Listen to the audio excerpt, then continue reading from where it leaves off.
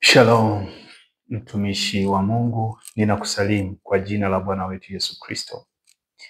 Ninamshukuru Mungu kwa neema yake usiku huu wa leo ambapo Roho Mtakatifu amenifundisha neno ambalo nimetamani nijaribu kukushirikisha na wewe uweze kupata ule ujumbe ambao Roho Mtakatifu amenifundisha kwa usiku huu wa leo. Roho Mtakatifu aliniongoza kusoma Biblia kwenye kile kitabu cha Yohana Mtakatifu, Injili alivyoiandika Yohana Mtakatifu. Hapo nilisoma sura ya 13, lakini ujumbe nilikuja kupata kwenye sura ya 14, ule mstari wa kwanza. Sasa sura ya 13 kuna tukio ambalo lilitendeka, Bwana Yesu alilitenda wakati anaelekea kusulubishwa. Biblia inaonyesha kwamba kuna tukio lilifanya ambalo wanafunzi wake akiwemo Simon Petro aliogopa, kwa sababu Bwana Yesu alilitenda yeye kama Bwana wao, lakini kama mwalimu wao. Na Simon Petro hakutaka Bwana Yesu amtendee lile jambo kwa sababu ya ule ukuu ambao alikuwa nao. Alikuja kuona baadaye kuna tukio jingine linatendeka ambapo Bwana Yesu anawaambia wanafunzi wake kuna mtu atamsaliti. Sasa waliingiwa na fadhaa kubwa sana. Soma ile sura ya 13 utaelewa haya matukio ambayo nilikuwa nikiyazungumzia. Sura ya 14 ambapo Roho Mtakatifu amesema na mimi, ndio maana nikataka nikushirikishe. Inazungumzia kwanza kwa habari ya Yesu kuwa ni njia ya kwenda kufika kwa Baba, au ni njia sahihi ya kumwendea Mungu. Na utakumbuka katika ile sura ya 20 ya kitabu cha Yohana, ule mstari wa 17, utaona Yesu baada ya kufa amefufuka, na utaona Mariamu Magdalene anataka kumshika Bwana Yesu, akamwambia katika ile sura ya 20 mstari wa 17, usinishike kwa maana mimi sijapaa bado kwenda kwa Baba yangu.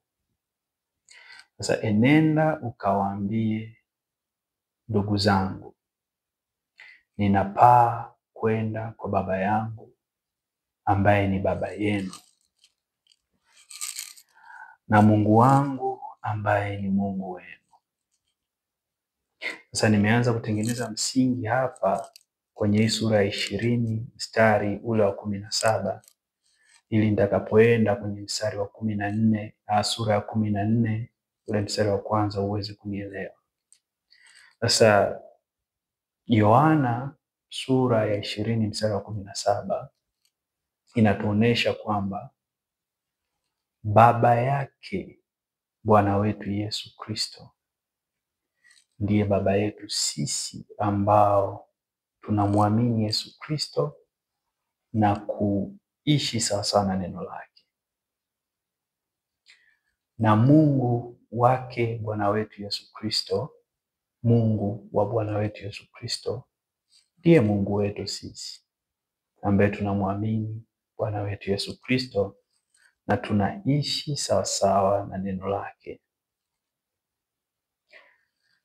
Sasa kama hivyo ndivyo, sura ya 14 ya kitabu cha Yohana Mtakatifu, hiyo Injili aliyoandika Yohana Mtakatifu, ule mstari wa kwanza, baada ya wanafunzi wa Bwana wetu Yesu Kristo kuingiwa na fadhaa baada ya yale matendo mawili makubwa aliyofanya, au yale yaliyotendeka katika sura ya 13, anawaambia msifadhaike mioyoni mwenu, mnamwamini Mungu, niaminini na mimi. Hayo ni maneno ya Bwana Yesu. Sifadhaike mioyoni mwenu, mnamwamini Mungu, niaminini na mimi.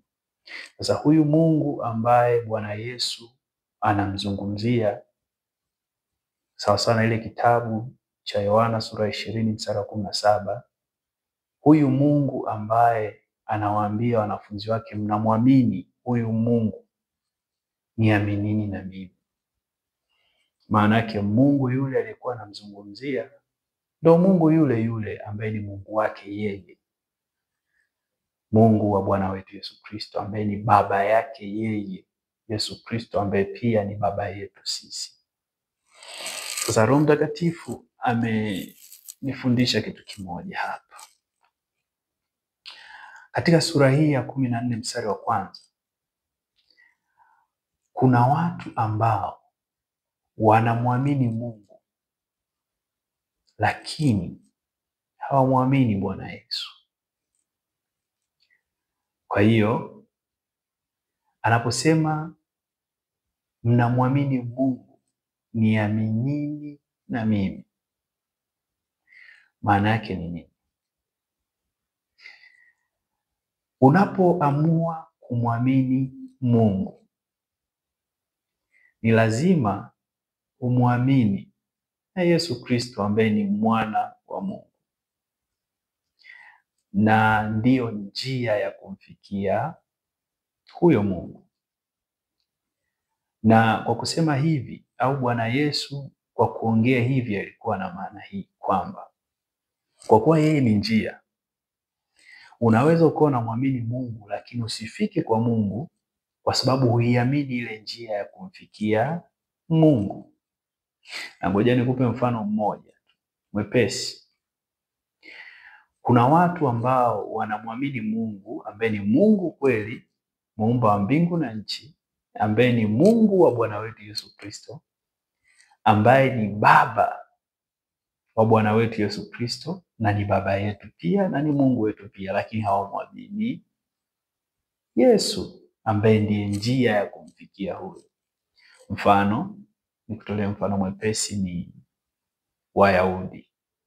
Wayahudi wanamwamini Mungu ambaye ni Mungu wa kweli kabisa, Mungu wa Bwana wetu Yesu Kristo, lakini na baba wa Bwana wetu Yesu Kristo ambaye ni baba yetu na ni Mungu wetu. Wanamwamini, lakini hawamwamini Yesu ambaye ndiyo njia ya kumfikia huyo Mungu. Sasa basi, Bwana Yesu anasisitiza tumwamini na yeye kwa sababu yeye ndiyo njia ya kumfikia huyo Mungu. Huwezi kufika kwa Mungu au huwezi kutenda anayoyataka Mungu, yale mapenzi ya Mungu, bila kumwamini Kristo. Maana Yesu ndiyo kielelezo. Aliyoyafanya Yesu, sisi ni wanafunzi. Sawa sana ile Mathayo sura 28, mkawafanye mataifa kuwa wanafunzi. Maana yake ni nini? Tujifunze kupitia kwa Yesu. Kwa ili uweze kumwabudu Mungu, ufanye ibada iliyo sahihi, ni lazima umtizame Yesu. Ili uweze kufika kwa Baba, ni lazima umtizame Yesu. Alichokifanya Yesu ndicho wewe unachotakiwa ukifanye. Kwa hiyo unamwamini Mungu, mwamini na Yesu. Kama kweli unamwamini Mungu, mwamini na Yesu, kwa sababu Yesu ndiye njia.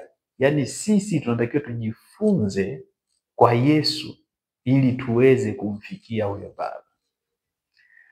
Ukitaka uishi maisha ya ukamilifu, ni lazima uwe mwanafunzi wa Yesu. Ni lazima ujifunze kwa Yesu, kwa sababu yeye ndiyo njia. Hata kama unamwamini Mungu, lakini usipofanya sawasawa na Yesu alivyofanya, usipokopi, usipoiga, usipojifunza kwa Bwana Yesu, huwezi kuwa mkamilifu hata katika ibada yako, hata katika kumwendea Mungu. Kwa kielelezo cha kumfikia Mungu ambaye ni Mungu wa kweli, ambaye ni Mungu wa Bwana wetu Yesu Kristo na ni Mungu wetu, ambaye ni Baba wa Bwana wetu Yesu Kristo, ambaye ni Baba yetu, kielelezo ni Kristo. Ndio maana utaona katika maisha ya Bwana Yesu alisisitiza upendo. Katika maisha ya Bwana Yesu alikuwa ni mtu wa maombi, mtu wa ibada, mtu wa sala, mtu wa mifungo. Kuna ukisoma ile Luka sura 18 mstari wa kwanza, Bwana Yesu anazungumza mwenyewe. Amesema imetupasa kumwomba Mungu siku zote wala tusikate tamaa. Utaona maisha ya Bwana Yesu yalikuwa ni kutenda mapenzi ya Mungu na kuomba, kufanya kazi na kuomba, kutenda kazi kwa bidii mchana na usiku na kuomba. Kwa ukitaka umfikie Mungu ambaye ni Mungu wa Bwana wetu Yesu Kristo na ni Mungu wetu, Baba wa Bwana wetu Yesu Kristo ambaye ni Baba yetu, ni lazima uishi maisha kama aliyoyaishi Bwana Yesu. Sasa unaweza ukasema mimi namwamini Yesu. Kumwamini Yesu ni lazima uokoke. Kuokoka maana yake ni nini? Ukisoma katika Marko ile sura ya 16 mstari wa 15 na 16, Biblia inasema kaihubiri Injili kwa kila kiumbe, aaminie na kubatizwa ataokoka. Kwa kitu ambacho kinaonesha wewe umemwamini Yesu, lazima uokoke. Aaminie Injili akabatizwa ataokoka. Kwa hiyo kumwamini Mungu si tatizo. Kila mtu anaweza kusema ninamwamini Mungu. Lakini kumwamini Yesu ni lazima uokoke. Na kuokoka ndio hivyo. Lazima uiamini Injili ambayo ni neno ambalo ndio Bwana wetu Yesu Kristo. Ukishaamini lazima ubatizwe. Ukibatizwa, ubatizo wa Yohana wa maji, upate ubatizo wa Roho Mtakatifu, ujazwe Roho Mtakatifu. Alafu hapo utakuwa umeokoka. Mungu akubariki sana. Na ninamwomba Roho Mtakatifu azidi kukufundisha, azidi kukuongoza, uweze kujua siri za mbinguni. Baba, katika jina la Yesu Kristo wa Nazareti aliye hai, ninakushukuru kwa wakati huu, kwa usiku ambapo umenipa neno hili, nimelileta kwa watoto wako. Baba, naomba ukawatafakarishe maneno haya uzima, yakafanyike mbegu iliyopandwa katika udongo ulio mzuri, na yakazae matunda kwa ajili ya ufalme wako. Nalibariki na kulinua jina lako. Wewe ni Mungu uliye mkuu sana. Uzidi kutukuzwa, mataifa yote yakujue, ulimwengu wote ukutambue, kila goti lipigwe na likiri ya kwamba wewe ni Bwana unayetenda mambo makubwa na ya ajabu.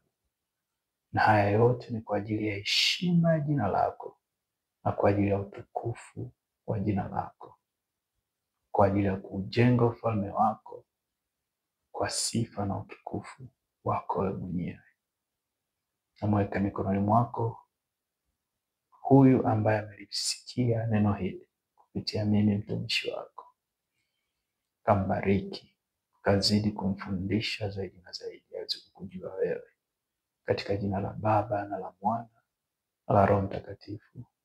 Amen.